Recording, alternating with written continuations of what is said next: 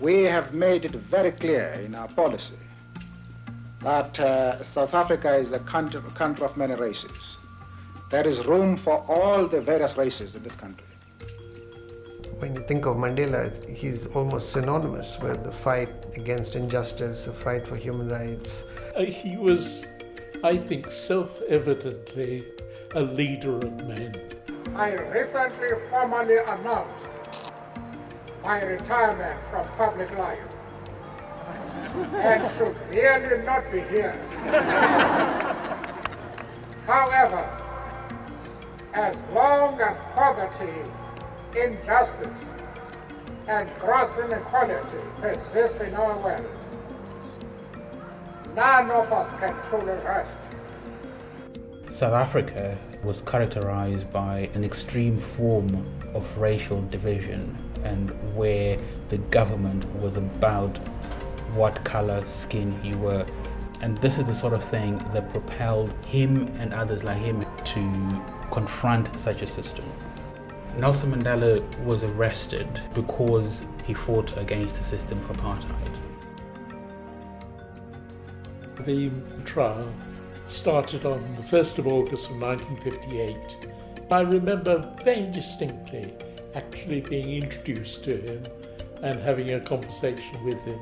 He had a very appealing face, and when he spoke to you, you felt the most important person at that moment was yourself and not him.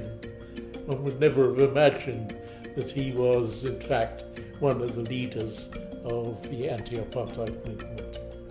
The police were hunting for him at the time, but African nationalists had arranged for me to meet him at his hideout. He is still underground. This is Mandela's first television interview. There are many people who feel that it is useless and futile for us to continue talking peace and non-violence against a government whose reply is only savage attacks on an unarmed and defenseless people. Nelson Mandela was jailed for 27 years. His cell was very small. The spirit of the man and others like him was quite remarkable. They managed to survive it and came out, and that, as we all have seen, resulted in majority rule in South Africa. I stand here before you as a humble servant of you, the people. I place the remaining years of my life in your hands.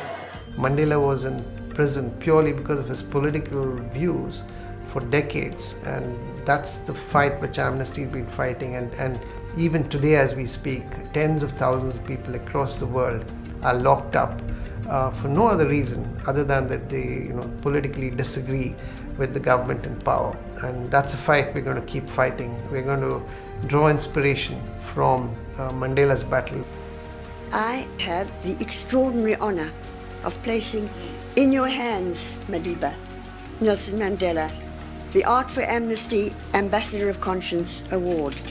It's tribute to and the deep gratitude of the world for your greatness, your conscience. He was somebody who could, just simply by the way he spoke, the way he approached issues, he was somebody who united people. He was somebody who bridged divides, not just between sort of white and black, but all sorts of divides, north, south, east, west. I have cherished the idea of a democratic and free society in which all persons live together in harmony and with equal opportunities. It is an idea for which I hope to live and to see realized.